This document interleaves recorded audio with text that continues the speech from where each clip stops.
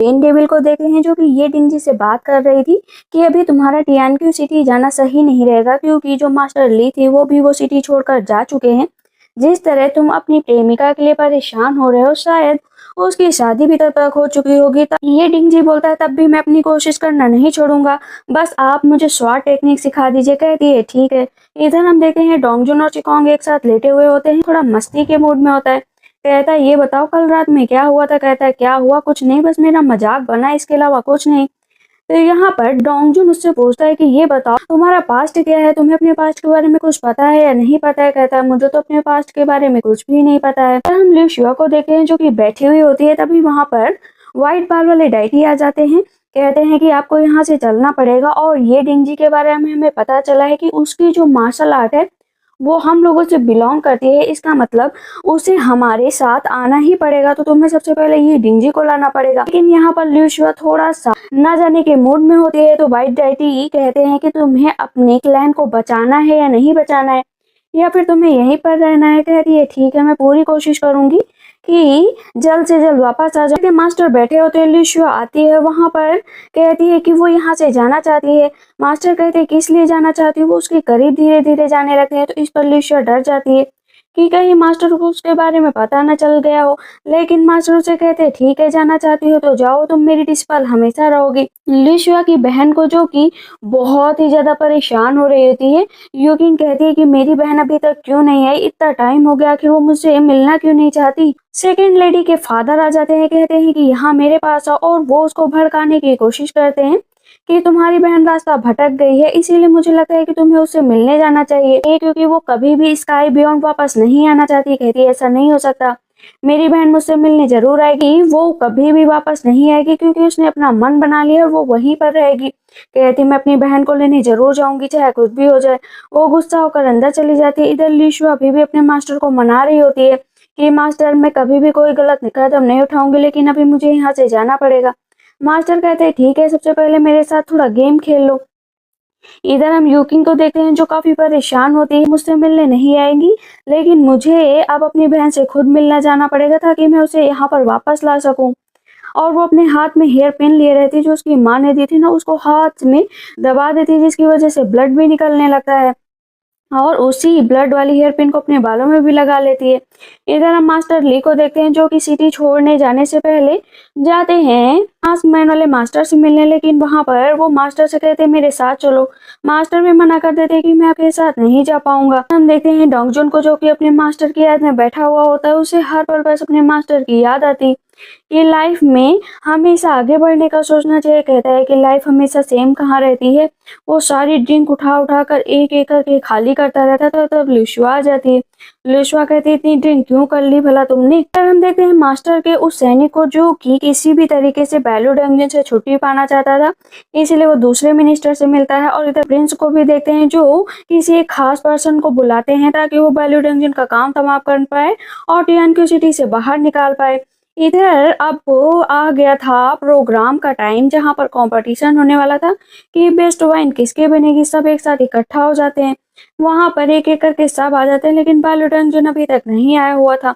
सब कहते हैं अभी तक बालू डंजन क्यों नहीं आया है। प्रिंस भी ये सारा नजारा देख रहे होते हैं और किंग को भी पता चल जाता है कि आज कंपटीशन है।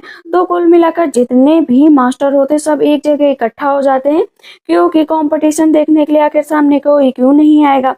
तो सबसे पहले जो शॉपकीपर का मालिक होता है वो अपनी वाइन निकालते हैं। जो वहां पर टाइम था धीरे धीरे वो भी गायब होने वाला। पूरी रात तो डिंगजी ने ड्रिंक की थी, तो कुल मिलाकर उसके सपने में बस उसकी फेरी ही आ रही थी। उसने अभी तक नहीं सोचा था कि उसने किस तरह की वाइन बनाएगा, लेकिन फेरी को देखते ही उसके दिमाग में आइडिया आ जाता है। तो अभी सिकोंग के साथ वहां पर ग्रेट एंट्री लेता है जो है बैली डोंगजुन, और कहता है कि मेरी ड्रिंक भी तैयार है। तो पहले ड्रिंक चेक की जाती है वो शॉपकीपर की, और वहां पर जब उसकी ड्रिंक टेस्ट करने के लिए सारे मास्टर एक साथ बैठते हैं, कहते हैं वाह सही है, बहुत ही अच्छी वाइन है, आज एक चैलेंजिंग वाइन पीने को मिलेगी। तो फिर बालू डंजन का टाइम आता है कि आप लोग मेरी वाइन भी तो एक बार पी कर देखिए ना। वहां पर बड़े स्टाइल में लिu शुआ से कहता है कि कपड़ा हटाओ, और एक तरफ से बोतल के बोतल ढेर लग जाते हैं। बहुत ही खूबसूरत बोतल। कहते हैं कि आप लोग इसको पीजिए, इस वाइन का नाम स्टेरी नाइट है। कहते हैं वाह।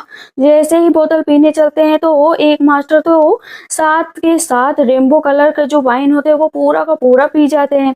सारे मास्टर कहते हैं ये तो बहुत ही अद्भुत वाइन है। और जो वहां पर मास्टर शाह होते हैं ना, उनके अंदर की जो खोई हुई ताकत होती है वो भी उस वाइन के पीने की वजह से आ जाती है। उनको तो यकीन नहीं होता है कि सच में उनकी पावर वापस आ जाएगी।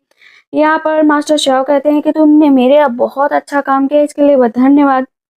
अब जो मालिक होता है ना, उसको यकीन नहीं होता है कि ये बायलेट इंजन इतनी अच्छी वाइन बना सकता है, तो वो खुद भी उस वाइन को पीने लगता है। कहता है ये तो सच में बहुत अच्छी वाइन है। सब कहते हैं इनक्रेडिबल इनक्रेडिबल, बहुत अच्छी वाइन।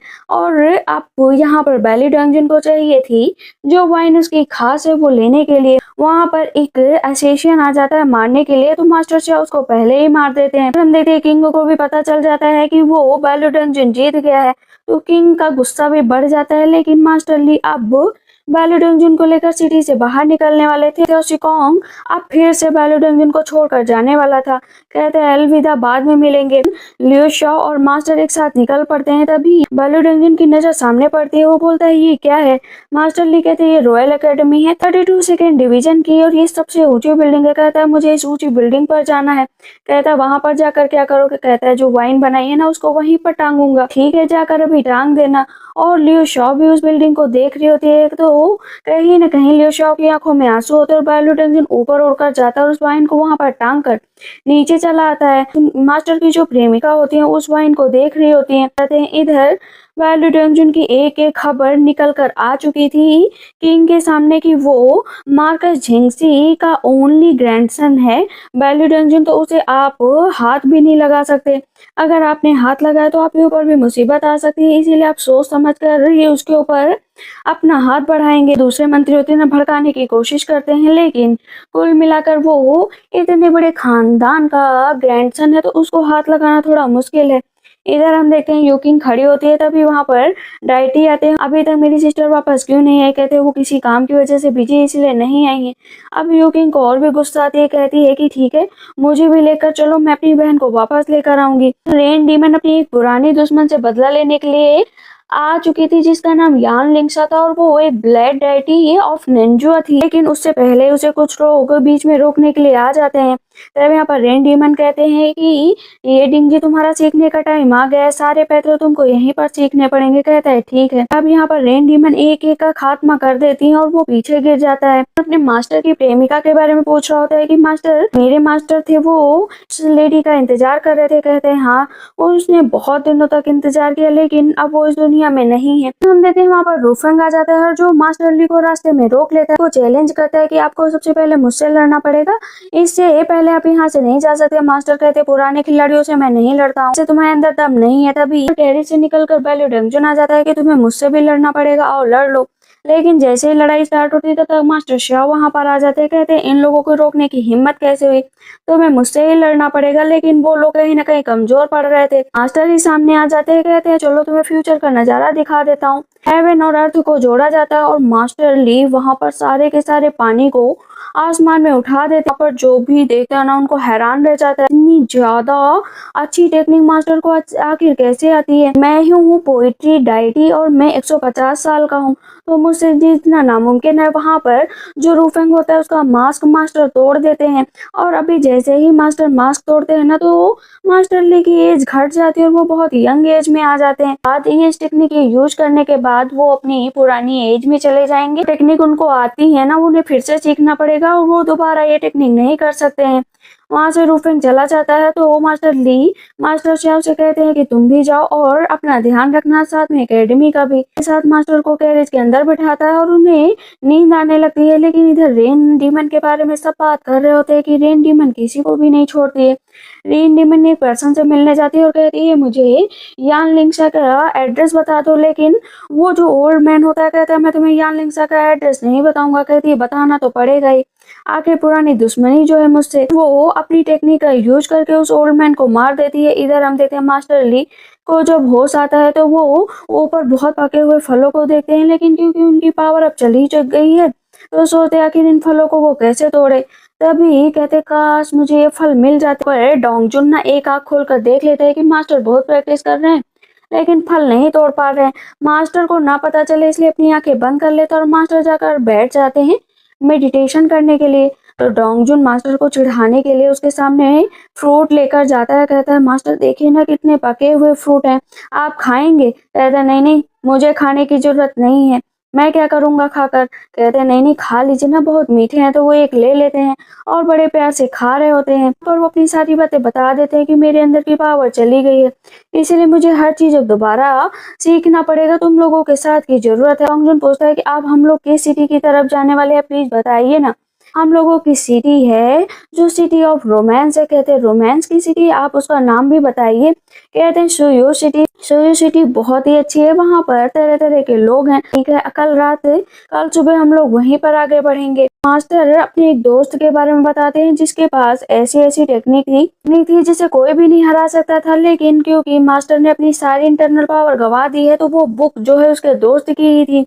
लेकिन वो बुक देखते ही यहाँ पर बैली डोंगजुन को याद आता है कि उसके अंकल भी ये बुक उसके लिए लाना चाहते थे, लेकिन वो नहीं ला पाए। यहाँ पर जब मास्टर अपने फ्रेंड के बारे में बताते हैं तो उसके फ्रेंड की कुछ झलकियां भी दिखाई जाती हैं। वो एक अल्टीमेट स्वॉर्ड किंग थे, उनकी स्वॉर्ड इतनी तेज थी अगर 1000 लोग भी खड़े हैं ना तब भी उन्हें कोई भी नहीं हरा सकता। और वो इम्परर थे बैली के। मेरे दोस्त का नाम शाओ था। कहते वाह क्या बात है, इसकी तो डेलिकेट बातें हैं। कहता हाँ, सीखना भी पड़ेगा। रात हो जाती है, सुबह फिर सब लोग साथ में निकल पड़ते हैं, लेकिन कहीं ना कहीं शाओ के दिमाग में पूरे टाइम वाइट डाइटी वाली बातें चला करती हैं। कहती मैं कुछ फल लेने जा रही हूँ, तब तक तुम यहीं बैठो। मास्टर कहते हैं ठीक है, उसे जाने दो। अब यहाँ पर मास्टर थोड़ा डोंगजुन का मजाक उड़ाने लगते हैं कि तुम्हें इससे प्यार हो गया क्या? कहता है नहीं नहीं, मुझे सिर्फ अपनी फेरी से प्यार है और किसी से प्यार नहीं है। लिशुआ बांसुरी बजाती है वाइट डाइटी को बुलाने के लिए, और इधर डोंगजुन अपनी प्रैक्टिस कर रहा होता है। वो उसने बहुत अच्छे से प्रैक्टिस की थी। तभी लिशुआ के पास उसकी सिस्टर आ जाती है। कहती है कि आप चलिए ना मेरे साथ। कहती है नहीं, मैं नहीं जा सकती जब तक बैली डोंगजुन को अपने साथ न ले जाऊं। कहते बैली डोंगजुन को सच में लेना है आपको? कहते हाँ।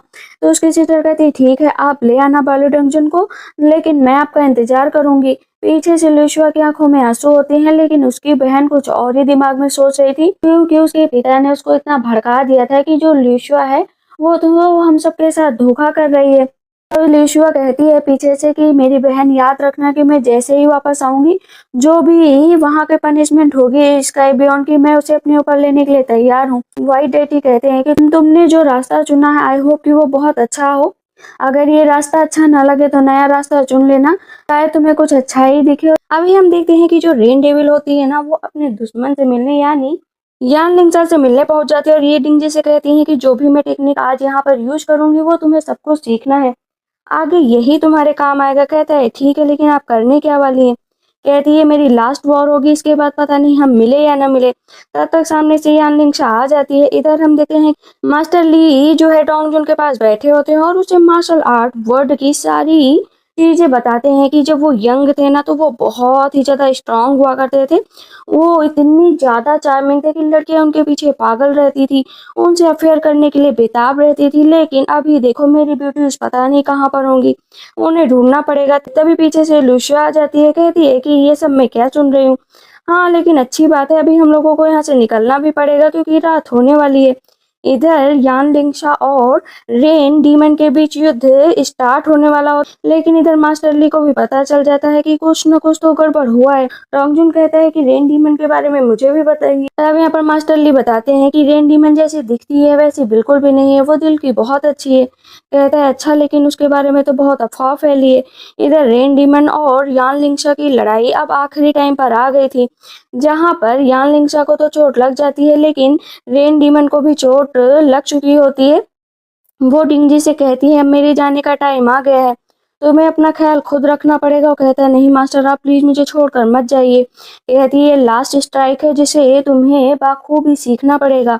कहता है ठीक है, अब पता नहीं मैं वापस आऊं या ना आऊं, ये भी याद रखना, क्योंकि तुम मेरे डिसिपल हो, इसीलिए प्लीज कभी मुझे निराश मत करना। उनकी लास्ट बैटल खत्म हो जाती है, वो वहां से चली जाती है फेयरवेल कहकर, और इस पर डिंगजी बहुत तेज से रोने लगता है। इधर मास्टर ली को पता चल जाता है कि रेन डीमन हमेशा के लिए जा चुकी है। इधर हम देखते हैं उसी मास्टर को और साथ में सिकाओं को देखते हैं, जो वो मास्टर होते सिकाओं को अपना डिसिपल बनाना चाहते थे किसी भी हालत में, इसीलिए वो चाहते थे कि तुम काफी अच्छे और मेरे क्यों डिसिपल नहीं बन जाते। कहता है कि मैं डिसिपल जरूर बनूंगा। जो मास्टर होते हैं वो सिकाओं से कहते हैं मैं तुमसे कुछ क्वेश्चन पूछना चाहता हूँ। कहता है ठीक है पूछिए। कहते हैं डोंगजुन तुम्हारा दोस्त कैसे बना? कि वो तो बहुत बड़े खानदान का। कहता है हमारी दोस्ती बस हो गई, इसमें खानदान की कोई बात ही नहीं। कहता है अच्छा जवाब दिया।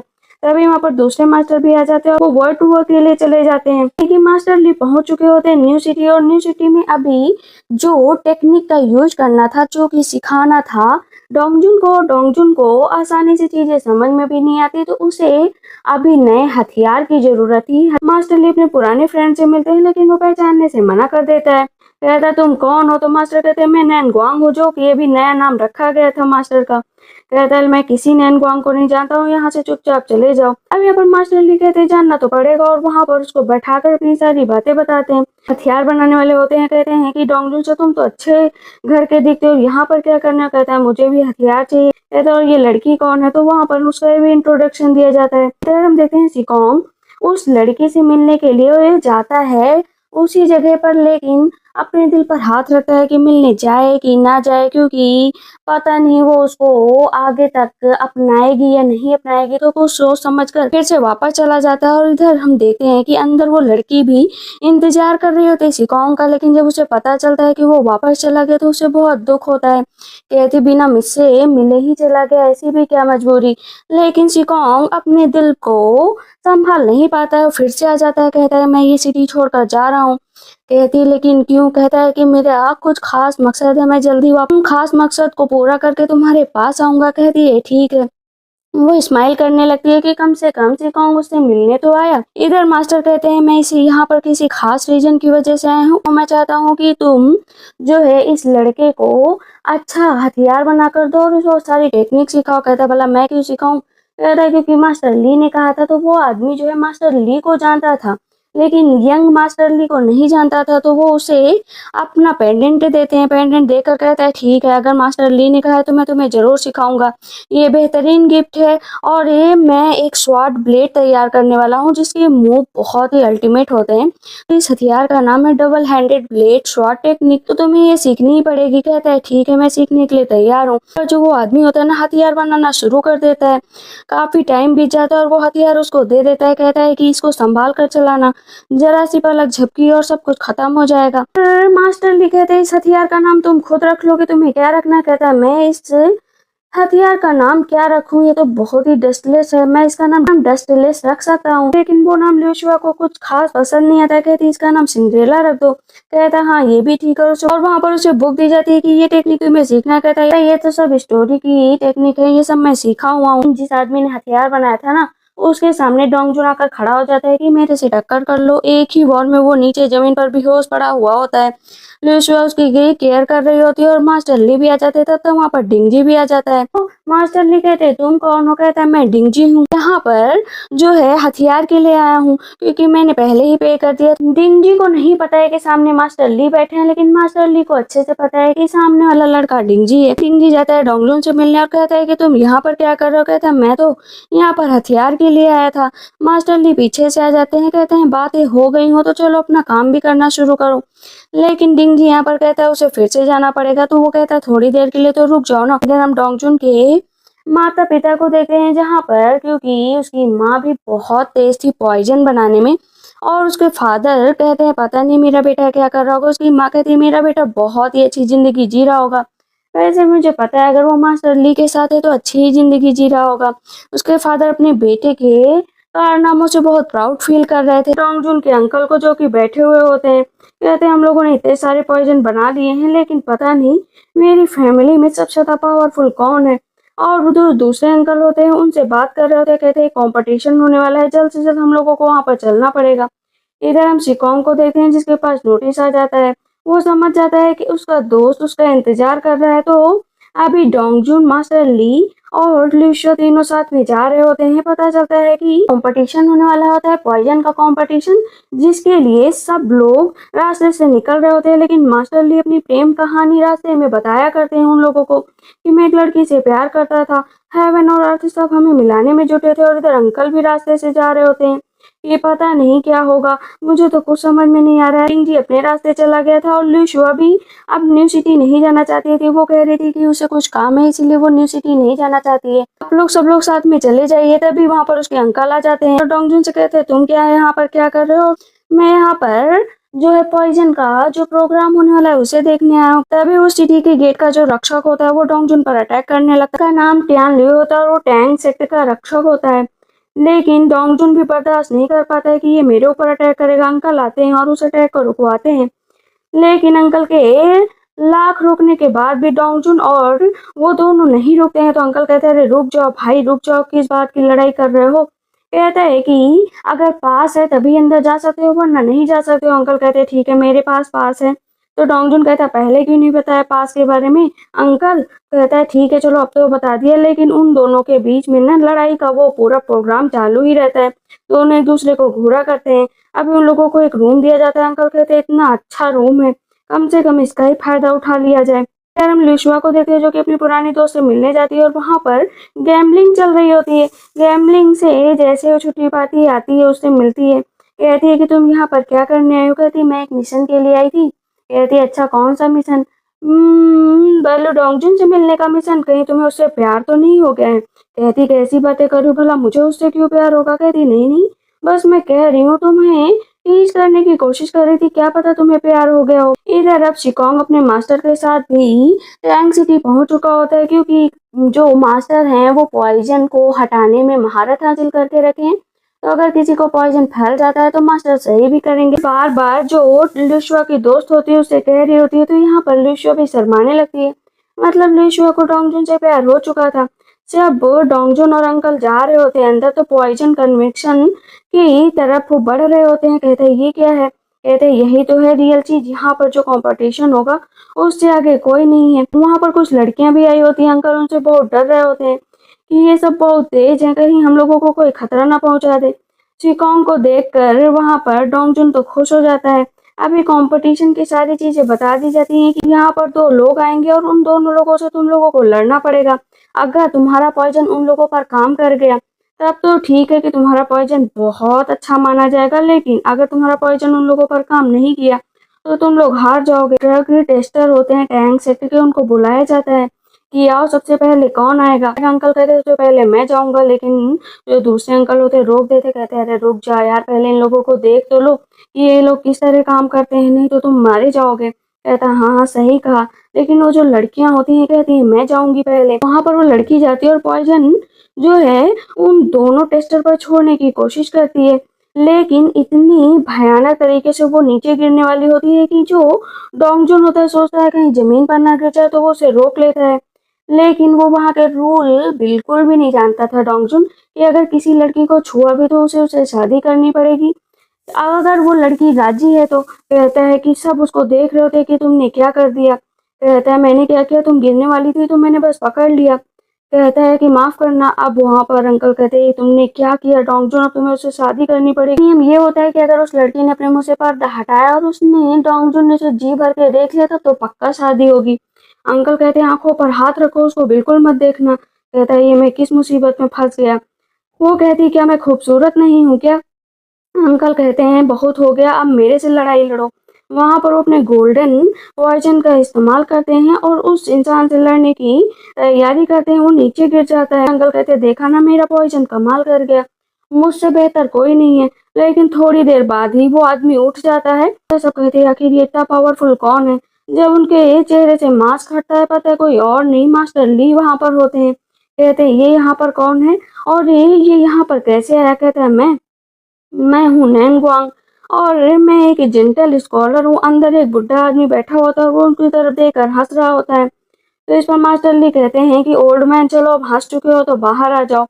अब वो एक एक करके मास्टर ली से सब लड़ने पहुंच जाते हैं, क्योंकि उन्हें लगता है ना कि ये कोई फरेबी है। तो जैसे जैसे सब लोग आते हैं मास्टर सबको मजा चखाते रहते हैं और अंदर वो बुढ़ा इंसान जो होता है वो हंसा करता है। मास्टर की ऐसी ताकत देखकर सब कहते हैं कि सच में ये कौन है जो इतना पावरफुल है। सिर्फ एक डोंगजुन ही था जो जानता था कि ये मास्टर ली है, बाकी किसी को क्या ही पता। जो भी टैंक सेक्टर के बारे में सारी खूबियां बता रहे थे तो वो कहते हैं हमें 3 कैरेक्टर मंत्रा का उपयोग करना चाहिए जिसके जरिए इसको हराया जा सकता है। वहां पर वो लोग उस टेक्निक का भी यूज करते हैं, लेकिन वो टेक्निक भी मास्टर ली पर काम नहीं करती है।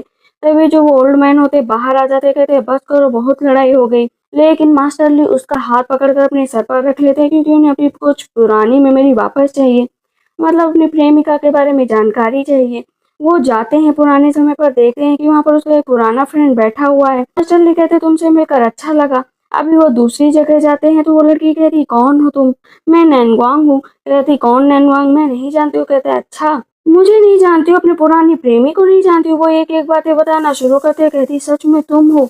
मुझे यकीन नहीं हो रहा। कहता हाँ मैं ही हूँ। तो लेकिन वो लेडी बहुत ज्यादा गुस्सा होती है मास्टर ली से, तो तलवार से अटैक कर देती है।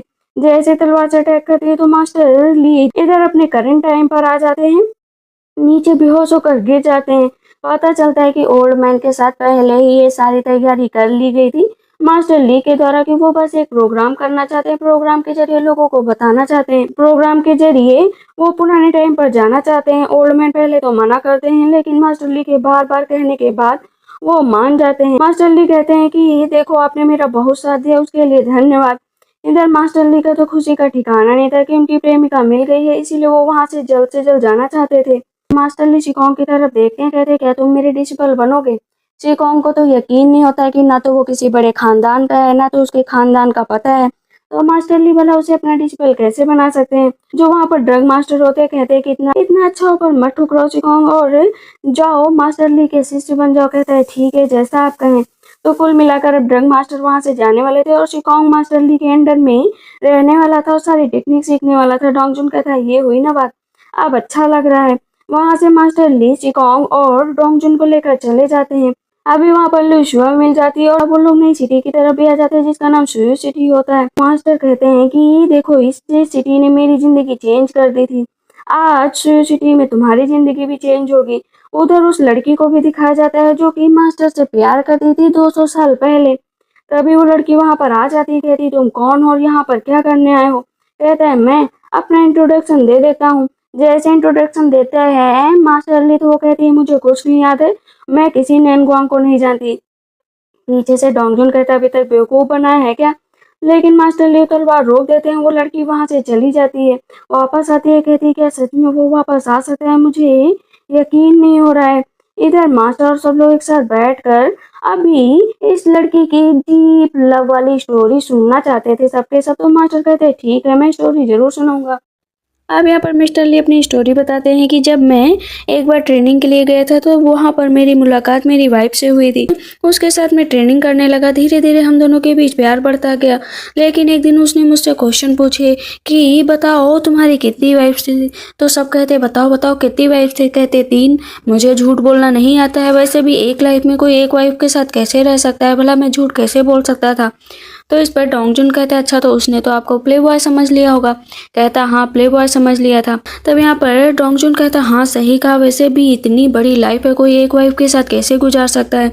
तब यहाँ पर लुशुआ कहती सच में अपनी लाइफ में 2-3 वाइफ चाहिए क्या? कहता अरे नहीं मैं तो बस ऐसे ही कह रहा था। तब मिस्टर ली कहते हैं दूसरा क्वेश्चन सुनो। योया कहती है कि दूसरा क्वेश्चन रुको मैं बता देती हूँ। दूसरा क्वेश्चन उन्होंने ये पूछा होगा कि जो 3 वाइफ है उनके साथ शादी के बाद तुम किसके पास रुकोगे? कहता हाँ यही क्वेश्चन पूछा था। डोंगजुन कहता है इस दुनिया में जितनी औरतें हैं ना दिमाग सबका एक जैसा चलता है। योयाओ कहती है अच्छा तो आपने क्या जवाब दिया? कहता है क्या जवाब देना था, मैंने कह दिया कि मैं एक के साथ नहीं रह सकता हूँ। तब यहाँ पर योयाओ बताती है कि आपको यही बोलना चाहिए था कि भले ही वो कितनों के साथ अपनी जिंदगी और अपना टाइम स्पेंड किया हो, लेकिन पूरी जिंदगी सिर्फ तुम्हारे साथ स्पेंड करना चाहता है। क्या उसने आपके साथ शादी की? कहता है नहीं शादी की, वो तो मुझसे गुस्सा हो गई और गुस्सा होकर वहां से चली गई। यहाँ पर पहलू डोंगजुन तो कहता है मैं तो जिससे प्यार करूंगा ना उससे जन्म में भी प्यार करूंगा और अगले जन्म में भी प्यार करूंगा। तब योयाओ कहती है अच्छा शिकोंग तुम बताओ। शिकोंग कहता है मैं तो अभी बस रिलेशनशिप में आने का इंतजार कर रहा हूँ,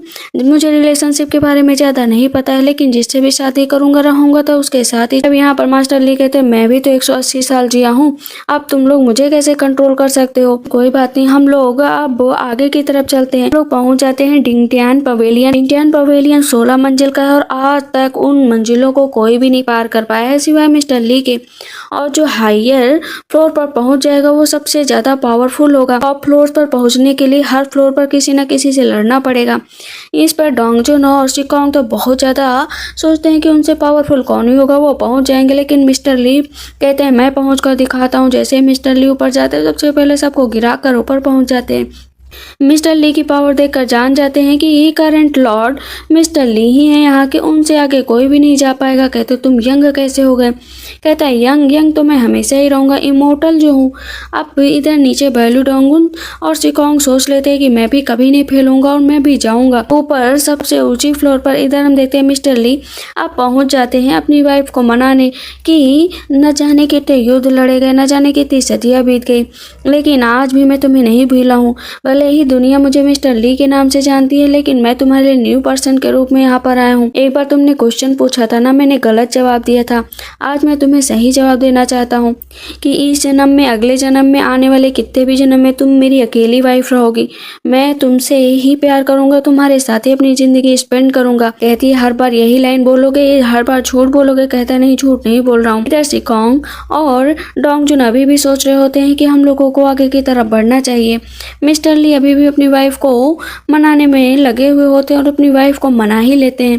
कहते हैं इस बार झूठ तो नहीं बोल रहे हो ना? कहता नहीं, झूठ नहीं बोल रहा हूँ, सच में मैं तुम्हारे साथ रहना चाहता हूँ, हमेशा और हमेशा के लिए। वो रोने लगती है। मिस्टर ली अपनी वाइफ का हाथ पकड़ लेते हैं। कहते हैं तुम मेरे दिल का हाल समझ सकते हो और कोई भी नहीं। कहती नहीं, मैं नहीं समझ सकती हूँ।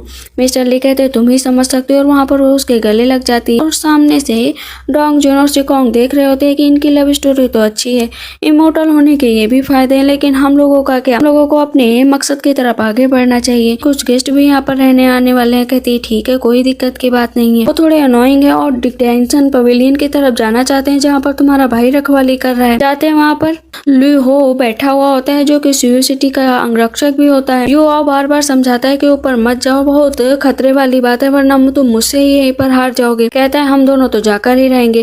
कहता है फिर ठीक है। यहाँ पर यूयाओ कहती है मैं तो नहीं लड़ूंगी, मैं यहाँ से जा रही हूँ, गुड लक। वो तो वहाँ से भाग जाती है। फ्लोर पर जाने के लिए सिकोंग और डोंगजुन आगे बढ़ जाते हैं। पहले लड़ने का नंबर आता है तो वहाँ पर वो पहली फ्लोर जीत जाते हैं। सोचते हैं कि आगे भी हम लोग ऐसे ही बढ़ते चले जाएंगे। फिर हम डिंगजी को देखते हैं जो यान लिंगसा के पास जाते हैं अपने आगे के मूव सीखने के लिए, क्योंकि उसे ट्रेनिंग लेनी है और बहुत ही हार्ड ट्रेनिंग। तब यान लिंगसा कहती है भला तुम मुझसे डीमन डाइटी स्वॉर्ड टेक्निक क्यों सीखने आए हो? तुम्हें पता है ना कि मैंने तुम्हारी मास्टर को मारा है। कहता है मास्टर ने मारा नहीं है, बल्कि लड़ाई में एक न एक को तो मरना ही होता है। तो क्या तुम मुझे अपना मास्टर स्वीकार करोगे? कहता है हाँ, मैं चाहता हूँ कि मैं आपका डिसिपल बनूं। वो जमीन पर बैठ जाता है। यान लिंगसा कहती है ठीक है, मैं तुम्हें सिखाने के लिए तैयार हूँ। 14 फ्लोर पर पहुंच जाते हैं तो सिकोंग कहता है क्यों, डर लग रहा है क्या? ये सब कहाँ छिप गए डरपोक लोग, बाहर निकलो। सामने दो लोग बैठे हुए होते हैं। सिकोंग कहता है देखो तुम लोगों से जीतना मेरे बाएं हाथ का खेल है। वो दोनों तो सामने से हंस रहे होते हैं, लेकिन एक ही बार में, एक ही झटके में दोनों को जमीन पर गिरा देते हैं। सिकोंग का तो वो आदमी गला ही पकड़ लेता, कहता मरना पड़ेगा। यहाँ पर डोंगजुन की हालत भी बहुत डाउन हो जाती है। दोनों की हालत ऐसी हो जाती है। तब डोंगजुन कहता है कि प्लीज मेरे दोस्त को छोड़ दो, वरना मैं नहीं छोड़ूंगा। एक उंगली से डोंगजुन और सिकोंग को लोग बाहर लोग जमीन पर पटक देते हैं। डोंगजुन कहता है मेरे मास्टर भी यहाँ पर आएंगे ना तो तुम लोग भी उनका कुछ नहीं कर पाओगे। मैं उनको जल्दी बताऊंगा और उनके साथ वापस आऊंगा। मिस्टर ली कहते हैं ये दोनों ना कभी नहीं सुधरेंगे। अच्छी बात है, इतना पीटे कि मर जाए मैं, लेकिन इन लोगों को बचाने नहीं जाऊंगा। हम देखते हैं ट्रेनिंग स्टार्ट हो चुकी होती है डिंगजी की। मास्टर बार बार कहती है कि अपनी प्रैक्टिस जारी रखो, तभी तुम सीख पाओगे। वो जाने लगती हैं तो कहता है कि प्लीज हम लोग कुछ खा ले चलकर। वहाँ पर वो मीट कट करके देता है बड़े ही अच्छे स्टाइल में। कहती ठीक है, रोज प्रैक्टिस करते रहो ताकि हम लोग आगे भी ऐसे खाना साथ में खा सके। लेकिन उसका पीछा कोई और नहीं बल्कि यूयाओ की बहन। डिंगजी कहता है सामने आओ।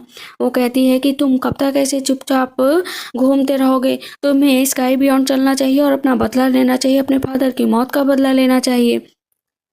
डिंगजी कहता तुम क्या चाहती हो, मैं तुम्हारे साथ स्काई बियॉन्ड चलूं? पहले तुम बैली डोंगजुन को ले जाना चाहती थी, वो नहीं गया तो तुम मेरे पीछे पड़ी हो। कहती है कि हाँ तुम्हारे पीछे पड़ी हो। क्या तुम बैली डोंगजुन से आगे नहीं जाना चाहते हो, उसे मारना नहीं चाहते हो? इतना सुनना था कि डिंगजी उसके गले पर तलवार रख देता है कि मुझे पता है कि तुम कोई और नहीं, यूयाओ की सिस्टर हो और तुम दोनों ही अपना मकसद पूरा करने के लिए हो, और नेक्स्ट टाइम मुझे फॉलो किया ना तो मुझसे बुरा कोई नहीं होगा। दोनों बेचारे वापस घायल होकर आए हुए तो लुसिया कहती है क्या हुआ तुम्हें? कहता है कुछ नहीं, बस हल्की सी चोट लगी है। लिशुआ कहती है चलो मेरे साथ। वो उसके घाव के ऊपर मरहम लगा रही होती है तो उसे याद आता है कि उसके दोस्त ने कहा था कि वो उसे लाइक करने लगी है। वो मन ही मन सोचती है क्या सच में वो उसे लाइक करने लगी, वो उसके इतने करीब होती है। बाहर हम देखते हैं कि सिकोंग बैठा हुआ तो उसका दोस्त कहता है कि आपकी लाइफ में भला ये मौका कब आएगा, मैं ही आपको हर बार दवा लगाता हूँ। तो सिकोंग कहता है कि तुम्हें जलन हो रही है क्या, तुम ही मुझे दवा लगाओ। अब रात हो जाती है। यहाँ पर सिकोंग और डोंगजुन दोनों साथ में लेटे हुए होते हैं तो बालू डंगजन कहता है कि मैं जब से तुमसे मिला हूँ तुम्हारे बारे में नहीं जानता हूँ, ना तुम्हारे पास्ट के बारे में जानता हूँ। तुम्हारा कोई ना कोई तो पास्ट होगा ना। कहता है मेरा कोई पास्ट नहीं है, मैं तो बस वर्ल्ड में इधर उधर घूमते रहता हूँ। एक मंदिर में पड़ा हुआ मिला था, तब मेरे बड़े भाई मुझे अनकॉन्शियस मोड में उठा कर लाए थे, उन्होंने मुझे नाम दिया था। पर डंगजन कहता है हाँ, मैं भी हमेशा लिक्विड बनाने में इंजॉय करता था। मैंने कभी नहीं सोचा था कि मिस्टर ली के साथ रहकर इतना सब कुछ सीखने को मिलेगा। और मिस फेरी की मुझे बहुत याद आती है। मैं अब ल्यूशिया और मिस फेरी में कंफ्यूज होने लगा हूँ। तो सिकोंग कहता है कहीं तुम्हें ल्यूशिया से प्यार तो नहीं हो गया। डंगजन कहता नहीं, ऐसा कुछ नहीं है, मिला मुझे उससे क्यों प्यार होगा, बस मुझे मिस फेरी से ही प्यार है। कहता है कि मैं ल्यूशिया को शायद फ्रेंड की तरह ही मानता हूँ, लेकिन मुझे कुछ समझ में नहीं आ रहा है। अभी नेक्स्ट डे होता है जहाँ पर वो फिर से जाता है उसको पार करने के लिए, लेकिन संरक्षक होता है ना सामने आ जाता है। लेकिन बालू डंगजन जैसे ही अपना असली रूप दिखाता है ना, वो डर जाता है। दोनों पहुंचते हैं वहां पर और मास्टर ली भी खड़े होते हैं। कहते हैं इन दोनों को रोकने की कोशिश मत करना वरना तुम ही पछताओगे। आज उसने ठान लिया था कि वो ऊपर तो पहुंच कर ही रहेगा और वहां से जीत कर भी आ जाता है। वापस आता है तो देखता है ल्यूशिया बैठी होती है और बहुत ज्यादा ड्रिंक कर रही होती है। कहता है तुम मेरा इंतजार कर रही थी क्या। कहती नहीं, तुम्हारा इंतजार नहीं कर रही थी, लेकिन हाँ तुम्हें याद जरूर कर रही थी। अब वो अपनी रात की बातों को सोचता है कि कहीं सच में उसे ल्यूशिया से प्यार तो नहीं हो गया है, क्योंकि दोनों लड़कियों को कंपैरिजन करूँ, जो मुझे वहां पर मिली थी और जो मुझे यहाँ पर मिली थी, दोनों सेम लगती हैं, बट कुछ ना कुछ तो डिफरेंस होगा ही ना। अभी वो बार बार उसको देखता मुस्कुराता तो ल्यूशिया कहती क्या हुआ इतना कि मुस्कुरा रहे हो। इधर हम देखते मास्टर ली आते और बोलते हैं कि तुम्हें किसी से प्यार हो गया है क्या। कहता है हाँ, मुझे उससे पहले प्यार हुआ है, लेकिन पता नहीं वो मेरे दिल को स्वीकार करेगी या नहीं करेगी। तो मास्टर ली कहते हैं देखो, वो तुम्हें जरूर स्वीकार करेगी क्योंकि तुम्हारा प्यार सच्चा है और जैसे मेरा प्यार एक्सेप्ट हो वैसे तुम्हारा भी होगा। कहता है लेकिन आपके पास तो इतनी ताकत है। कहता है ताकत देखना चाहते हो तो वहां पर वो अपनी जितनी भी पावरफुल एक्टिविटी होती है ना मास्टर ली दिखाने लगते हैं, जिसे देखकर तो उसके होश उड़ जाते हैं कि आप तो कमाल है, सुपर डाइटी। कहता हाँ सुपर डाइटी हूँ, तभी तो इतने साल जिया हूँ। इधर हम देखते हैं सिया जी को जो कि खड़ी होती है और पूरी टाइम ये डिंजी को याद किया करती है कि ये डिंजी कब आएगा उसके पास। लेकिन वहां पर ल्यूकिंग भी उसके पीछे पड़ी होती है ये डिंजी की और उसे भड़काया करती है कि तुम्हें मेरी बात सुननी ही पड़ेगी, कब तक मेरी बात नहीं सुनोगे, और जिस लड़की से तुम शादी करना चाहते हो वो तो किसी और से शादी करना चाहती है, तो तुम हो सके तो दूर चले जाओ। इस पर वो गुस्सा हो जाता है कि मुझे भड़काने की कोशिश तो तुम बिल्कुल भी मत करना, चली जाओ यहाँ से। मास्टर ली बैठे हुए होते हैं और वहाँ पर बेली डंगजन आता है, दूर से सब कुछ देख रहा होता है। पता चलता है कि ये कंपटीशन होने वाला है, जो जीतेगा उसे शॉर्ट डेटी का अधिकार मिलेगा।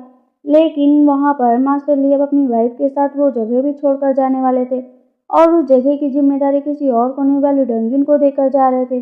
बेली डंगजन कहता है भला मैं इस एरिया को कैसे संभालूंगा। मास्टर ली कहते हैं तुम्ही को संभालना है, ध्यान से सुन लो, तुम अच्छे से संभाल सकते हो। दोनों दोस्त कहते हैं अब कहा है तो संभालना ही पड़ेगा और मास्टर ली चले जाते हैं। इतने दिन बीत जाते हैं, दोनों ड्रिंक किया करते हैं। ल्यूशिया का कोई पता नहीं होता, वो ल्यूशिया को बस याद किया करता है। सामने से एक कैरी जाता है, उसे फिर से वो पुरानी यादें ताजा हो जाती, जैसे मिस फेरी आई थी वैसे ही आज वो लड़की फिर आई है। यहाँ पर मिस फेरी कहती है कि देखो मैं तुमसे प्यार करती हूँ और आज मैं तुम्हारे लिए आई हूँ। लेकिन बेली डंगजन का मन आज बदल चुका था। वो कहता है कि मैं जानता हूँ मिस कि मैंने आपसे कहा था कि मैं आपके लिए आऊँगा। हम देखते हैं कि बेली डंगजन साफ मना कर देता है कि माफ़ करिएगा मिस, लेकिन मुझे किसी और से प्यार हो गया है जो मेरे साथ लड़की रहती है ल्यूशिया। मुझे नहीं पता कब हुआ है, लेकिन जब से मैंने उसको देखा है उसके सिवा किसी को नहीं सोचता। तो मेरी तरफ से आपको ये लिक्विड है जो बहुत कीमती है, आप इसे रख लीजिए। लेकिन ल्यूशिया भी ज़्यादा देर तक बर्दाश्त नहीं करती, वो पर्दा खोलती नीचे उतर कर आती है। तो बेली डंगजन मुस्कुराता रहता है, कहती है सच में तुम्हें मुझसे प्यार हो गया। कहता हाँ। दूर से उसका दोस्त कहता है कि देखो देखो जरा, प्यार के पंछी अब उड़ते हुए नजर आ रहे हैं। दोनों पार्क में जाते हैं जहाँ पर आज ल्यूशिया कुछ भी नहीं छुपाना चाहती थी। कहती क्या तुम मुझसे नाराज नहीं हो, मैं स्काई बियॉन्ड से हूँ, वही मेरा घर है, बस मैं बदला लेने के लिए आई थी। तुम्हें मुझसे नाराजगी होनी चाहिए, लेकिन तुम तो काफी सिंपल सा दिख रहे हो, कोई चेहरे पर कोई रिएक्शन ही नहीं है। बेली डंगजन कहता है तुमने मुझसे झूठ बोला, लेकिन मन ही मन हंसा करता है क्योंकि उसने उसे दिल खोल कर सच्चाई बताई थी। तो भला बेली डंगजन उससे नाराज कैसे होता। कहती मुझे माफ कर दो ना प्लीज, मुझे माफ कर, लेकिन तुमने मुझसे झूठ बोला वाला है, बट मैं सब पुरानी चीज़ें सोचता हूँ कि तुम मेरा कितना ख्याल रखती थी, कितनी केयर करती थी, तो मैं सब चीज़ों को भूलना चाहूँगा। कहती थैंक यू सो मच। इधर हम देखते हैं ये डिंगी जो अपनी प्रैक्टिस कर रहा होता है, तब तक वहाँ पर यहाँ लिंक्शा आ जाती है और उससे कहती है कि तुम अपनी आधी प्रैक्टिस पूरी कर चुके, बाकी की तुम खुद सीख लोगे, लेकिन ये बताओ ये स्वॉर्ड टेक्निक सीखने के बाद क्या तुम कभी वापस मिलने आओगे? कहता है कि मेरा कुछ पता नहीं, वैसे भी मैं तो अकेला रहता हूँ। कहती ठीक है जाओ यहाँ से, लेकिन अच्छे से अपनी प्रैक्टिस करना। और वहाँ मास्टर की तलवार होती है ना, वो यान लिंक्शा को वो दे देता है। कहता है ये आप ही रखिए। यान लिंक्शा हमेशा के लिए वहाँ से चली जाती है। शिया जी की शादी की तैयारियां बहुत तेजी से चल रही थी। प्रिंस तैयार हो जाते हैं, लेकिन राजा की टेंशन बढ़ रही होती है कि कहीं कोई हरकत ना हो जाए, इसलिए वो चारों तरफ पहरेदारी बढ़वा देते हैं। रात हो जाती है तो शिया जी क्या करती है, कहती है माफ करना क्विंग, लेकिन मुझे तुम्हें छोड़कर जाना ही पड़ेगा क्योंकि मैं ये डिंजी के बिना नहीं रह सकती। वो एक ही कदम आगे बढ़ाती तब तक उसके फादर आ जाते, उसे नीचे गिरा देते। कहते तुम्हें हिम्मत कैसे हुई, वो भी ब्लैक शैडो को छोड़कर जाने की? तुम्हारी वजह से पूरा ब्लैक शैडो बदनाम हो सकता था। अब क्योंकि वो पकड़ ली गई थी तो आखिर वो क्या ही कर सकती थी। इधर नेक्स्ट डे होता है, हम देखते हैं कि बैलूडिंगन के मदर और फादर जिन्हें शादी में इनवाइट किया गया था, कहते हैं इतने दिनों बाद अपने बेटे से मिलूंगा, देखता हूँ कि वो किस मुकाम तक पहुंचा है। आखिर मेरा बेटा है, कहीं ना कहीं तो पहुंचा ही होगा, उसका नाम भी काफी हो गया होगा, उससे मिलकर अच्छा लगेगा। कहती है ठीक है। इधर बैलूडिंगन बैठा हुआ होता है और पूरे टाइम बात कर रहा होता है। लियोशुआ बैलूडिंगन से रिक्वेस्ट करती है कि उसके साथ स्काई बियॉन्ड चले ताकि हम लोग वहां पर बात कर सके। कहता है ठीक है जरूर चलेंगे। इधर हम ये डिंजी को देखते हैं जो कि फिर से वो जगह छोड़कर जाने वाला होता है, लेकिन यो किंग होती है कि उसका बार बार पीछा कर रही होती। कहती है अगर यहाँ से गए तो मैं तुम्हें मार डालूंगी। कहता है तुम्हारे अंदर हिम्मत भी है, और उसे छोड़कर वहां से चला जाता है। महल की पहरेदारी बढ़ा दी जाती है क्योंकि शादी जैसे जैसे नजदीक आ रही थी तो ये डिंजी भला पीछे कैसे रह सकता था। ब्लैक शैडो के लोग भी तैयार, लेकिन आज क्विंग यांग खुद ब्लैक शैडो सेक्टर के लीडर से बात करने गया था कि आप मिस की शादी ये डिंजी से करवा दीजिए, लेकिन वो मना कर देते हैं कि तुम मेरे लिए बहुत वफादार थे लेकिन अब तुम मेरे वफादार नहीं हो। तो क्विंग यांग कहता है कि ठीक है मैं भी मिस की शादी करवाने के लिए कुछ भी करूंगा, उनकी शादी ये डिंजी से करवा कर ही रहूंगा। बैलूडिंगन के फादर भी सिटी में आ जाते हैं और वहां पर बैलूडिंगन से मुलाकात होती है। तो जैसे ही उसके फादर उसे अच्छे से बिहेव करने लगते तो बैलूडिंगन कहता है अरे बस भी करिए फादर, आप जिस तरह रहते हैं ना उसी तरह रहिए, वही ज्यादा ठीक है। बैलूडिंगन आता है, अंदर सब लोग खड़े हुए होते हैं और सारे मास्टर से मिलकर आज उसको बहुत अच्छा लग रहा होता। सारे मास्टर उसको ऑल द बेस्ट कहकर चले जाते हैं। कहते हैं अरे ऐसा क्या कुछ खास होने वाला है क्या जो मुझे सब ऑल द बेस्ट बोल रहे हैं। देखते हैं कि प्रिंस तैयार हो जाते हैं और प्रिंसेस को भी तैयार कर दिया जाता है और ये डिंजी निकल पड़ता है अपनी होने वाली वाइफ से मिलने के लिए। वो इंतजार कर रही होती है कि तुम अब आओगे, और वो जहर लेकर बैठी होती है कि अगर ये डिंजी नहीं है तो आज वो अपनी जान दे देगी। लेकिन रास्ते में ही उसे मिल जाते हैं। क्विंग यांग को देखकर ये डिंजी रुक जाता है, लेकिन वो कहता है कि मैं तो तुम्हारी हेल्प करने के लिए आया। कहता है थैंक यू। वो पूरा मैप ये डिंजी को दे देता है। कहता है तुम्हारे लिए अच्छा रास्ता है, तुम इसी से जाना। और इधर अभी सारे मास्टर्स भी तैयार थे क्योंकि ये डिंजी तो आने ही वाला था और ये डिंजी का साथ बैलूडिंगन देगा, इस बात से भी सब वाकिफ थे। तो उसको अंदेशा थोड़ी देर में लग जाता है कि मैं तो अपने दोस्त का ही साथ दूंगा। अब ये डिंजी जैसे जैसे ही महल की तरफ बढ़ रहा था सारे सैनिक उस पर हमला करते जा रहे थे। बैलूडिंगन और चेंगफेंग भी आ जाते हैं उसका साथ देने के लिए। अब एक पूरी टीम तैयार हो जाती है और धीरे धीरे वो लोग एक एक सिटी का खात्मा करते हुए आगे की तरफ बढ़ रहे थे। देखते हैं बैलूडिंगन के फादर मास्टर से मिलते हैं तो मास्टर कहते हैं आप अपने बेटे को यहाँ से लेकर जाइए वरना खतरा बढ़ता जाएगा। ये डिंजी अपने दोस्तों का साथ पाकर बहुत ज्यादा खुश था। और इधर हम देखते हैं दूसरे प्रिंस को जिनकी दिल की धड़कनें बढ़ रही थी क्योंकि ये डिंजी ने कहा था कि मैं जब भी महल की तरफ आऊंगा ना सबसे पहले तुम्हारी जान लूंगा। जैसे उसे पता चलता है कि ये डिंजी आने वाला है तो उसकी जान ही निकल जाती। कहता है वो यहाँ पर दुल्हन से शादी करने के लिए नहीं आ रहा है, वो बस मुझे मारने के लिए आ रहा है क्योंकि उसका यही मकसद है। उसे जल्द से जल्द रोको, कैसे भी रोको। क्विंग यांग को देखते हैं जो शैडो सेक्टर के लीडर से लड़ने के लिए तैयार हो जाता है। बैलूडिंगन भी अपने फादर के सामने आ जाता है। उसके फादर कहते हैं तुम मुझसे नहीं जीत सकते। कहता है जीत तो सकता हूँ। और वहां पर उन लोगों की लड़ाई होने लगती है। इधर मास्टर रोफंग को देखते हैं जो कि ये डिंजी से लड़ने के लिए आ जाते हैं। अंदर दुल्हन अभी भी इंतजार कर रही होती है कि अगर आज ये डिंगजी नहीं है तो अपनी जान दे देगी, और उसे थोड़ी आहट भी सुनाई देती है तो वो चाकू रख लेती है। डिंगजी और मास्टर रोफंग की लड़ाई स्टार्ट हो जाती है। मास्टर रोफंग कई बार रोकने की कोशिश करते हैं कि चले जाओ, लेकिन ये डिंगजी भी ठान कर आया था कि इतनी आसानी से नहीं, क्योंकि अब दो ताकतवर लोगों के बीच में लड़ाई हो रही थी। तो मास्टर रुफेंग उसे नीचे गिरा देते हैं। उधर बालू डिंगजन अपने फादर से भी हार जाता है। तो हार दोनों तरफ से थी। कहीं न कहीं ये डिंगजिन ने डीमन डाइटी स्वॉर्ड टेक्निक पूरी तरीके से नहीं सीखा था। उसका अंतिम लक्ष्य उसे प्राप्त नहीं हुआ था। लेकिन सब कहाँ हार मानने वाले थे, सब अपने अपने असली रूप में आते हैं, क्योंकि ये डिंगजी की शादी तो उससे करवाना ही चाहते थे और मास्टर रुफेंग को भी थोड़ी चोट लग ही जाती है। मास्टर रुफेंग कहते हैं तुमने अपनी टेक्निक पर काम तो किया है, लेकिन अंतिम लक्ष्य तक नहीं पहुंचे हो। अंदर दुल्हन कह रही होती है बाहर कैसा सो रहे, लेकिन वो उदासी झूठ बोल देती है कि बाहर सब कुछ नॉर्मल है।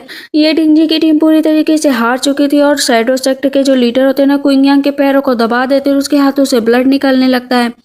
उसे बुरी तरीके से घायल कर दिया जाता है और इधर मास्टर रुफेंग को भी चोट लग जाती है, लेकिन ये डिंगजी बेहोश हो जाता है, उसे दूर भिजवा दिया जाता है। कुल मिलाकर दुल्हन को आगे ले जाया जा रहा होता है। शादी के लिए वो आ चुकी होती है महल के अंदर। रुफेंग देख लेते हैं कि दुल्हन अपने आप को मारने वाली है, तो वो उसे रोक देते हैं। कहते हैं तुम जहर नहीं खा सकती हो, अगर तुमने जहर खाया तो ये डिंगजी को भी जान से मार दूंगा। तो ये डिंगजी को बचाने के लिए वो वहां पर जो है प्रिंस से शादी करने के लिए तैयार हो जाती है कि शायद ये डिंगजी को बचाने का यही रास्ता था। बाहर ये डिंगजी चिल्ला रहा होता है मैं आऊंगा, मैं तुमसे शादी करूंगा, तुम इस तरह शादी मत करना। लेकिन वो उसे बस वहां से जाने देना चाहती थी। बाहर यूकिंग और उसका साथी भी देख रहे होते हैं कि कैसे क्या हालत हो गई है डिंगजी। दो कैरेज में अलग अलग सिकोंग और बैलू डिंगजन को ले जाया जाता है, क्योंकि यही सही रहेगा और ये बातें किसी को ना पता चले, ये भी ठीक है। राजा को पता चलता है कि बैलू डिंगजन और सब लोगों ने महल का बुरा हाल किया है। राजा कहते ठीक है, जो हुआ वो सही हुआ। उधर प्रिंस भी भड़काने आ जाते कि बैलू डिंगजन को पकड़ कर सजा देनी चाहिए। राजा कहते तुमने बैलू डिंगजन को देखा? कहता मैंने नहीं देखा, लेकिन लोगों ने तो देखा है ना। कहते जब देखा हो तब आना यहाँ पर। इधर ये डिंगजी को जब होश आता है तो देखता है वहाँ पर एक अंगरक्षक बैठे हुए हैं। वो 2 दिनों से बेहोश था। अब वो बताते हैं कि मेरा नाम ये है, मेरे बारे में गलतफहमी मत पैदा करना। मैं प्रिंस हूँ और मैं एक ऑर्डिनरी विलेज में रहता हूँ, मुझे इन सब चीज़ों से मतलब नहीं है, लेकिन तुम्हारी जान बचाना जरूरी थी, क्योंकि मास्टर रुफेंग चाहते थे। मास्टर रुफेंग फिर से बताते हैं कि तुम्हारे पास लौटने का कोई चांस नहीं है, इसीलिए बेटर होगा अपना रास्ता खुद चुनो और सिटी को छोड़कर हमेशा के लिए चले जाओ। ये डिंगजी कहता है मैं वापस जरूर आऊँगा। मास्टर उसको समझाने की कोशिश करते हैं कि कभी कभी बड़ी चीज़ों को पाने के लिए छोटी छोटी चीज़ें हारनी ही पड़ती हैं, और तुम जिस चीज़ को पा नहीं सकते उसे पाने की कोशिश मत करो, इससे तुम अपने रियल मकसद को भी भूल जाओगे। कहता है मैं कभी नहीं भूलूंगा। पूरी टीम तैयार कर दी जाती है रुफेंग के खिलाफ, क्योंकि रुफेंग ने ये डिंगजी को बचाया था और ये डिंगजी को बचाना मतलब देशद्रोह। अब रुफेंग सामने खड़ा हो जाता है कि ठीक है, अगर कोई लाइन क्रॉस किया तो मुझे बताओ। वहाँ पर सारे सैनिकों को वापस जाना ही पड़ता है। इधर प्रिंस काफी टेंशन में थे, क्योंकि उनकी शादी तो हो गई थी, लेकिन जिन बातों का उन्हें पता चला था इस वजह से उनको टेंशन हो रही थी। इधर हम लिशुआ को देखते हैं जो कि स्काई बियॉन्ड वापस जाती है और वहां पर बताती है कि मैंने अपने लक्ष्य में नाकाम रही, क्योंकि मुझे सच में बैली डंजन से प्यार हो गया है। लेकिन वहां पर उसके फादर उसको जेल में बंद कर देते हैं कि स्काई बियॉन्ड का एक लक्ष्य था लोगों से बदला लेना, लेकिन तुम तो अपना बदला ही भूल गई। वहां पर व्हाइट डाइटी आते वो उनसे अपनी बात बताती है, तो व्हाइट डाइटी कहते लगता है तुम्हें सच में बैली डंजन से प्यार हो गया है, क्योंकि व्हाइट डाइटी ने बताया था कि बैली डंजन और उसकी टीम ने जो है टियानक्यू सिटी पर हमला किया था। कहती है क्या बैली डंजन ठीक है ना? तो बोलता है कि हाँ ठीक तो है शायद। ग्रैंडफादर जैसे ही अपने प्यारे ग्रैंडसन को देखते हैं ना, कहते मेरे पोते का ये किसने हाल किया, मैं किसी को नहीं छोड़ूंगा, चलो अंदर मेरे साथ। वो बहुत ज्यादा रोता है अपने फादर के गले लग लग कर। अब फिर से बैली डंजन अपनी पुरानी जगह पर जाता और अपने मास्टर को याद करता, वहीं पर रहता, क्योंकि उसे नजर बंद कर दिया गया था, किसी से मिलने की इजाजत नहीं थी। सिकोंग मिलने जाता है तो लड़ाई करने के मूड में भी होता है, लेकिन लड़ाई नहीं करता, वापस चला जाता है। धीरे धीरे टाइम बीतने लगता है और इधर हम देखते हैं सिकोंग की प्रेमिका भी इंतजार कर रही होती है सिकोंग का कि सिकोंग कब आएगा, लेकिन सिकोंग था कि आने का नाम नहीं ले रहा था। और इसके बदले में वो सिकोंग की जानकारी निकलवाकर तरह तरह के लोगों से बात करती है और सिकोंग के बारे में जानकारी निकलवाती। इससे उसका दिल तो खुश हो जाता है, लेकिन सिकोंग जिस हालत में है उसे देखकर उसका दुख भी होता है कि वो बहुत ही कठिन जिंदगी जी रहा है। वो जगह छोड़कर जा रहा होता है, तभी उसकी मुलाकात होती है मास्टर से, मास्टर वेन्यू से। मास्टर वेन्यू बहुत ही पावरफुल थे, वो उसके साथ वो भी निकल पड़ते हैं। जिधर जिधर वो जाता उधर उधर मास्टर भी जाते और साथ में लिशुआ के सिस्टर यान किंग भी उसके साथ निकलते। मास्टर होते हैं ना, उनके साथ एक छोटा बच्चा भी होता है। कहता है कि हम लोग क्यों इसका पीछा कर रहे हैं। इधर हम देखते हैं कि जो कुछ भी हुआ था ना, बायलू डंगजिन की माँ बिल्कुल बर्दाश्त नहीं कर पा रही थी कि उसके बेटे को नजरबंद करके रखा गया है और वो अपने ही पति से लड़ने लगती है, उसका कान उखाड़ उखाड़ कर मारने लगती है कि तुम्हारी वजह से मेरा बेटा इतना दुखी है। ग्रैंडफादर कहते हैं अच्छा किया और मारो इसको, इसका यही हाल होना चाहिए। कहता फादर आप ऐसा क्यों कर रहे हैं, आखिर वो मेरा बेटा है, मैं उसका सिर्फ भला ही सोचूंगा। ग्रैंडफादर कहते जैसे तुम मेरे बेटे हो मैं तुम्हारा भला सोचता हूँ वैसे। कहता हाँ। ये डिंगजी बैठा हुआ होता है, मास्टर जाते हैं, कहते हैं ये रास्ता बहुत लंबा है, मैं तुम्हारे साथ चलना चाहता हूँ। कहता आखिर आप मेरे साथ क्यों चलना चाहते हैं, आपके पास कोई पावर है। मास्टर कहते हैं मेरे पास कोई पावर नहीं। तो वो अपनी पावर यूज करता है, उसे पता चल जाता है कि मास्टर के पास पावर है, मतलब वो झूठ बोल रहे हैं। यहाँ पर ये डिंगी जैसे अपनी पावर दिखाता है मास्टर को, तो मास्टर कहते हैं जो तुमने टेक्निक सीखी अभी वो आधी अधूरी है, मैं तुम्हें पूरी टेक्निक सिखाऊंगा ताकि तुम ट्रबल से बच सको। कहता है ठीक है। अब वो छोटा बच्चा, तीनों लोग रास्ते से निकल पड़ते हैं। इधर लिशुआ की बहन ही योकिंग मिलने जाती है, लेकिन उसकी बहन तो और भी नाराज होती है कि तुम्हारी वजह से इतना बड़ा मौका हमारे हाथ से निकल गया।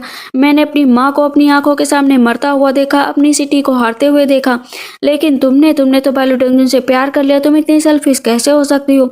कहती है मैं अब खून खराबा नहीं चाहती हूँ, मैं चाहती हूँ कि सब कुछ सही हो जाए। तो उसकी बहन उसे छोड़कर वहाँ पर चली जाती है।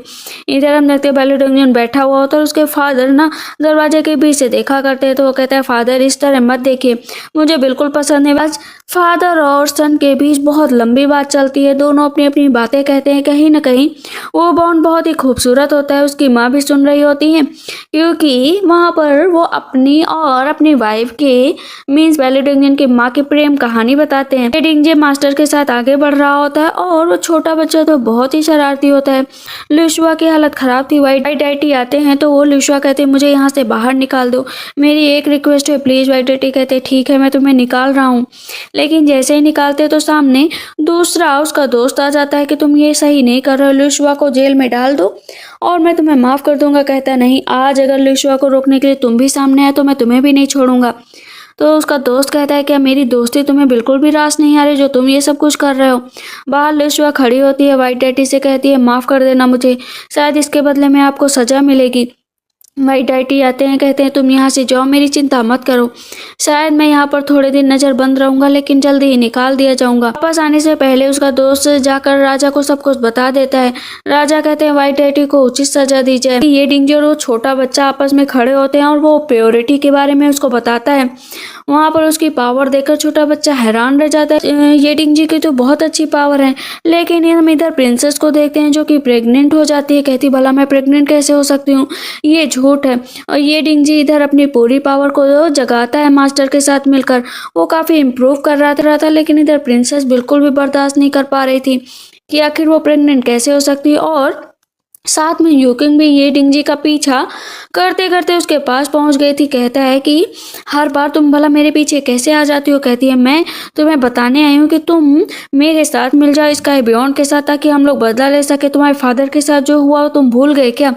बायलू डंगजिन बैठा होता है, बुक्स पढ़ रहा होता है और इंतजार कर रहा होता है लिशुआ को। ये डिंगी ने अपनी पूरी सेना धीरे धीरे तैयार करना शुरू कर दिया था ताकि वो आक्रमण कर सके। वाइट डैडी के दोस्त को देखते हैं जो कि लड़ने आते हैं, लेकिन ब्लैक शैडो के लोग उसको ही वहां पर घायल कर देते हैं।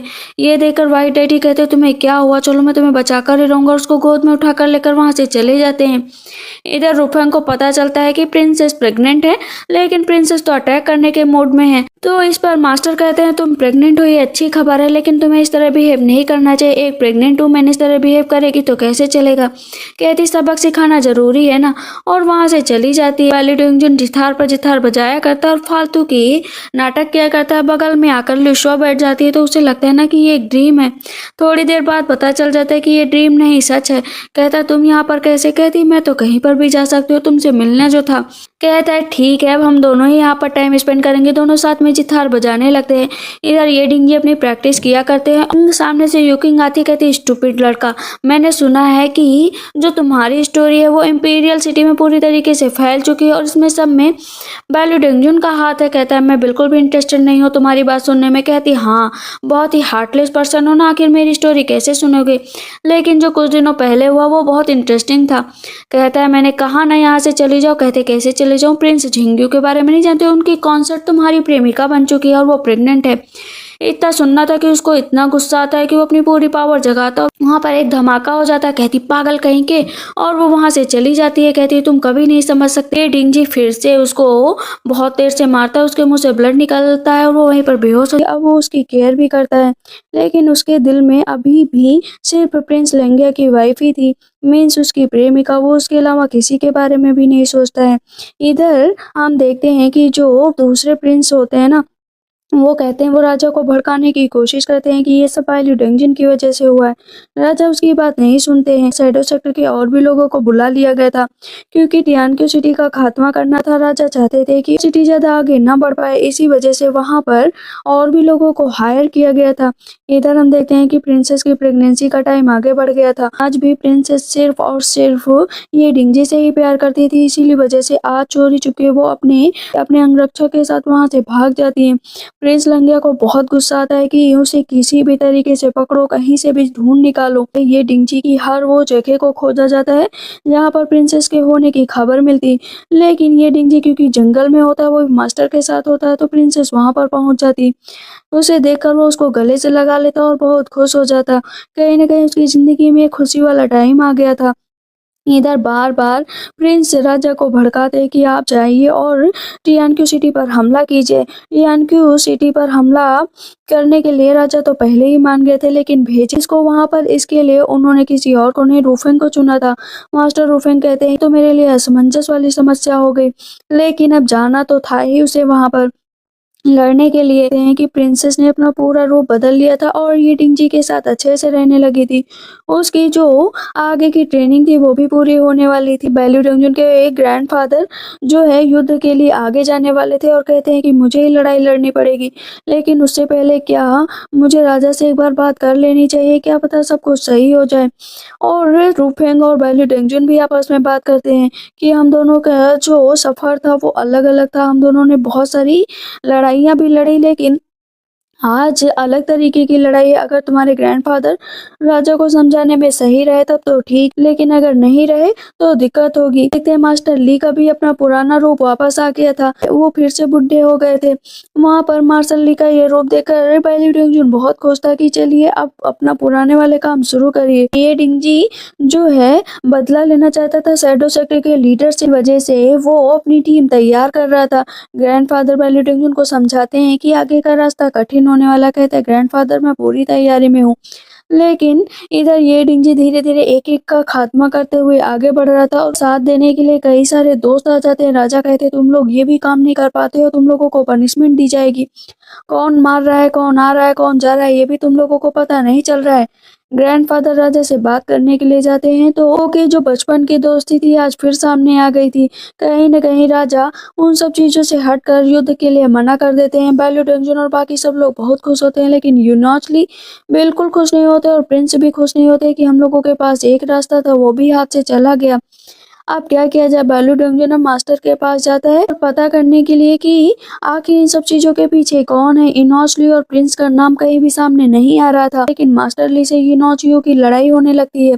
वहां पर मास्टर ली इनोचली को अच्छा सबक सिखाते हैं और उसे कहते हैं चले जाओ यहाँ से, क्योंकि जितनी बार तुम रास्ते में आओगे और बैलू डेंगजुन को नुकसान पहुंचाओगे सामने मुझे ही खड़ा होकर पाओगे। बीच बीच में मास्टर ली अपना रूप भी बदल रहे थे, कभी यंग मान कभी बुढ़े। मास्टर ली कहते हैं कि तुम्हें अच्छे से सब कुछ करना चाहिए। यूलियुआ को समझाते हैं कि तुम्हें अपनी सिटी के बारे में सोचना चाहिए। कहते हैं कि मास्टर मैं अपनी सिटी के बारे में क्या सोचूं, मुझे तो बस इतना सोचना है कि बस अब कोई खून खराबा ना हो जो बहुत पहले हुआ, मैं उस चीजों को खत्म करना चाहती हूँ।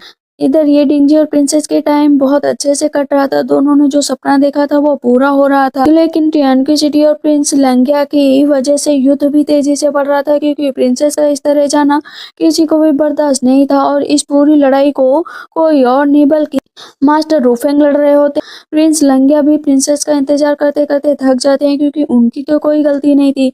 उन्हें तो पता भी नहीं था कि प्रिंसेस ये डिंगजी से प्यार करती है। लिशुआ भी के पास आती है और उससे कहती है मेरे साथ मेरे राज्य वापस चलो और वहाँ पर जो कुछ भी हुआ है उसको सही करो। इधर अभी पता चलता है कि सच फिर से प्रेग्नेंट है। ये डिंजी के बच्चे की माँ बनने वाली है। लूशुआ की बहन भी ये डिंजी से प्यार करने लगी थी। वो जब जाती है वहां पर देखती है कि ये डिंजी तो जो है प्रिंसेस के साथ है, तो उसका दिल टूट जाता है। वो बहुत ज्यादा रोती है। इधर हम देखते हैं स्काई बियॉन्ड का सीन, जहाँ पर वो लोग पूरा प्लान तैयार कर लेते हैं। हमला किया जाएगा पूरी तरीके से टियानक्यू सिटी और बाकी चीजों को बर्बाद कर दिया जाएगा। 4 साल बीत चुके होते हैं। अब ये डिंजी का बेटा बड़ा हो गया होता है। मास्टर बहुत खुश होते हैं कि ये डिंजी अपनी लाइफ में आगे बढ़ रहा था। बैली डेंजन को भी पता चलता है ये डिंजी के बारे में, तो वो भी खुश होता है। लेकिन कहीं ना कहीं अभी भी प्रिंसेस को अपने पहले बच्चे की याद आती है कि वो पता नहीं कैसा होगा, वो ठीक होगा या नहीं होगा। अब वो उसका अंगरक्षक आता है, बताता है कि आपका बेटा ठीक है, लो और जल्द से जल्द वो आपके पास भी आ जाएगा। कहती है ठीक है, उसे मेरे पास ले आओ। प्रिंस लंगिया से मैं माफी मांगना चाहती हूँ, लेकिन मैं कैसे मांगू। ये डिंजी वापस आता है, देखता है कि वहाँ पर श्याव्यू है ही नहीं। कहते हैं कि आखिर वो कहाँ गई। वो अपने बच्चे को लेकर आगे बढ़ रहा होता है। रास्ते में उस पर ब्लैक शैडो के लोग अटैक कर देते हैं। अब ये डिंजी की ताकत बहुत ज्यादा होती है, तो वहां पर वो उन लोगों का खात्मा करता है। लेकिन तब तक वहां पर ल्यूसिया की बहन आ जाती है। तो उसका बेटा कहता है तुमने मेरे फादर को मार डाला, मैं तुम्हें जिंदा नहीं छोड़ूंगा। भी जा रहा होता है स्काई बियॉन्ड की तरफ। ल्यूसिया उसको लेकर जा रही होती है। कहती है चिंता मत करो, वो जगह अच्छी है, बस तुम्हें वहाँ के लोगों को कन्विंस करना है। कहता है ठीक है, कन्विंस किया जाएगा। लेकिन रास्ते में बहुत सारे ऐसे लोग मिलते हैं जिससे उससे लड़ना भी पड़ेगा। की तरफ वो बढ़ रहे होते हैं क्योंकि स्काई बियॉन्ड काफी दूर था। वो कहती है कि प्लीज अपने आप को वीक मत होने देना। इधर हम देखते हैं कि प्रिंसेस इंतजार कर रही होती है ये डिंजी का। पता नहीं वो कैसा है, मैं उसको छोड़कर तो आ गई। वो अपने फादर से मिलने गई होती है कि फादर मुझे माफ कर दीजिए, लेकिन मैं सिर्फ ये डिंजी से ही प्यार करती हूँ। सिकोंग जाता है और ब्लैक शैडो के लीडर कहता है कि प्रिंसेस के रास्ते में मत आना, क्योंकि ये डिंजी मेरा दोस्त है। इनोच आ जाते हैं। इनोच कहते हैं ये गलत है, लेकिन तब तक प्रिंसेस आ जाती है कि ये सब मेरी मर्जी से हुआ है। फादर आप अपना रास्ता देखिए, मैं अपना रास्ता देखूंगी। कहीं न कहीं सिकोंग ने बहुत ही ज्यादा हेल्प की थी, लेकिन सिकोंग की याद में अभी भी वो लड़की बैठी हुई होती है कि कब आएगा सिकोंग, कब उससे बात करेगा। पता चलता है कि ये डिंजी बेहोश हो गया था, तो उसके बेटे सहित जो लुशुआ की बहन है उसे स्काई बियॉन्ड लेकर जा रही। कहता है तुम लोग ऐसे कैसे कर सकते हो, मुझे वहां पर लेकर कैसे जा सकते हो। कहती है कि चलना तो पड़ेगा क्योंकि वही सही है। और उसे पता चल जाता है कि बेलू डंगजुन और डिंजी दोनों ही उसी जगह पर जा रहे थे, लेकिन बेलू डंगजुन ल्यूशुआ के गले लग जाता है और उसी के साथ टाइम स्पेंड कर रहा होता है। ल्यूशुआ की बहन होती है ना, वो ये डिंजी के बेटे को थोड़ा सा गायब कर देती है ताकि वो किसी की नजर में ना आए। ये जो वहाँ के लीडर होते हैं उनको कन्विंस करने की ल्यूशुआ कोशिश कर रही होती है, लेकिन लीडर नहीं मानते हैं कि लड़ाई तो होकर ही रहेगी। बहुत देर से बर्फ उड़ने लगती है। लुशुआ की बहन कहती है ये डिंची बस आगे बढ़ते रहो, तुम्हें अपने फादर की मौत का बदला लेना है। लेकिन कि लुशुआ के फादर नहीं मानने थे, तो इस वजह से लुशुआ रो भी रही थी कि पता नहीं हम दोनों लोगों का क्या होगा। कहता जो भी होगा सही होगा, बस हमें अपनी मंजिल की तरफ आगे बढ़ते रहना पड़ेगा। लुशुआ की बहन कुछ ज्यादा ही ये डिंजी के पीछे पड़ी थी, तो वो उसे कह करके वहां से चला जाता है। कहता है ये मेरी लड़ाई है, तुम्हारी लड़ाई नहीं है, इसीलिए मैं अकेले लड़ूंगा। अब उसकी लड़ाई किसी और से नहीं, बेलू डोंगजिन से थी। दोनों की वहां पर लड़ाई बहुत तेजी से होने लगती है। दिन बीतने लगते हैं, लड़ाई बढ़ती रहती है। बेलू डोंगजिन की शक्ल एकदम बिगड़ जाती है लड़ाई करते करते, लेकिन थोड़ी देर में लुशुआ उसकी शक्ल सही कर देती है। दोनों का प्यारा सा किस भी वहां पर होता है, क्योंकि काफी हद तक चीजें सुलझा ली गई थी, लेकिन अभी भी स्काई बियॉन्ड का मामला नहीं सुलझा था। ये डिंजी देखता है कि उसका बेटा उससे मिलने आया है। वो उसको गले से लगा लेता है। ये डिंजी स्काई बियॉन्ड की तरफ से लड़ रहा था, तो सबसे पहले उसे सिकोंग से ही लड़ना पड़ेगा।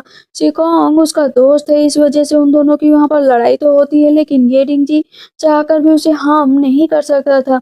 बैलू डंजन को नहीं पता था कि सिकोंग ये डिंजी से लड़ रहा था, इसीलिए वो मास्टर रुफेंग से मिलने के लिए आते हैं। मास्टर रुफेंग उसे अलविदा कहकर चले जाते हैं। इधर हम दूसरे मास्टर को देखते हैं जो देश विदेश घूमने जाते हैं। वो भी इस लड़ाई के बारे में पता चलता है, तो वो शिकोंग के साथ साथ देने के लिए आ जाते हैं। शिकोंग बैलू डंगजुन सब एक साथ हो जाते हैं, लेकिन लुशुआ को डर लग रहा होता है कि इस युद्ध का अंजाम क्या होगा, कोई नहीं जानता है। सारे मास्टर इकट्ठे हो जाते हैं। अब एक तरफ स्काई बियॉन्ड, एक तरफ सारे मास्टर। यहाँ पर जो मास्टर देश विदेश घूमते थे वो अच्छी टेक्निक के जरिए उन लोगों की जान बचाते हैं। जो सिकोंग होता है एक जगह पर खड़ा हो जाता है और जितनी भी ब्लैक शैडो की टेक्निक होती है ना उनको बाहर निकालते कहते आ जाओ आज यहाँ पर सामने ही लड़ाई होगी। है कि अब आमने सामने सारी सेना खड़ी होती है लड़ाई के लिए और प्रिंस लंगिया भी निकल जाते हैं। लड़ाई स्टार्ट हो जाती है लेकिन ये डिंगजी के अंदर क्योंकि नेगेटिव पावर होती है इनॉज जो होते हैं ना वो ये डिंगजी की पावर खींचने की कोशिश करते हैं लेकिन ये डिंगजी उन्हें वहां पर मार गिराता है। अब बायलो डंगजिन और ये डिंगजी की लड़ाई फिर से होने वाली थी। वो अपनी सारी बचपन की चीजें याद करता है। कहता है कि तुमसे लड़ना मेरे लिए शायद अच्छी बात नहीं है लेकिन सिटी को बचाने के लिए मुझे लड़ना ही पड़ेगा। अब उन दोनों की वहां पर लड़ाई स्टार्ट हो जाती है। बालो डंगजिन जीत जाता है और ये डिंगजी को चोट लग जाती है। ये डिंगजी को ज्यादा ही चोट लग जाती है। वो अपने दोस्त को मरते हुए नहीं देख सकता था। प्रिंस लंगिया भी बुरी तरीके से घायल हो जाते हैं शैडो सेक्टर और लुशुआ जाती है ये डिंगजी को समझाती है कि तुम ऐसा मत करो वो तुम्हारा दोस्त है। पूरे टाइम वो प्रिंसेस के बारे में सोचता है उसके साथ हर बिताए पल को कि उसने उसके साथ कितना अच्छा टाइम स्पेंड किया था मास्टर को सोचता है। तभी वहां पर ब्लैक शैडो के लोग आ जाते हैं ये डिंगजी पर आक्रमण करने के लिए और बेली डंजन को खत्म करने के लिए लेकिन ये डिंगजी अपने दोस्त की जान बचाने के लिए वहां पर खुद अकेले लड़ने लगता है।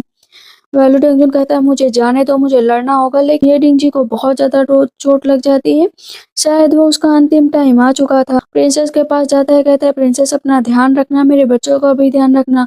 बचपन की हर एक बात याद करता है। वहां पर इनोच जितने भी होते हैं ना उनसे लड़ने के लिए तैयार हो जाता है। तो ये डिंगजी जो होता है ना अपनी वाइफ और बेली डंजन को एक गहरे में कैद कर देता है ताकि वो लोग बाहर ही ना निकल पाए।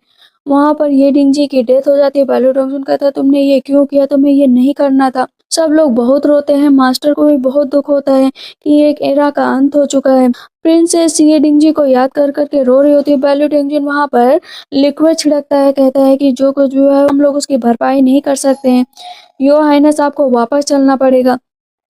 बेली डंजन सामने खड़ा हो जाता है स्काई बियॉन्ड के कि अब ये लड़ाई झगड़ा बंद करो क्योंकि कब तक लोगों की मौत होती रहेगी। डाइटी को समझाता है और वहां पर जितने भी लोग होते हैं और बेटा भी बड़ा हो चुका होता है कहता है मेरे फादर की डेथ हो चुकी है तुम लोग कितने लोगों की जान लोगे क्या सब लोग ऐसे ही बदला लेते रहेंगे।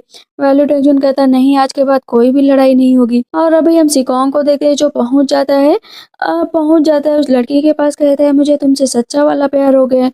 दोनों एक साथ मिल जाते हैं और बेली डंजन लिशुआ एक साथ में आ जाते हैं। कहते हैं मैं तुमसे शादी करना चाहता हूँ और तुम्हारे साथ ही रहना चाहता हूँ।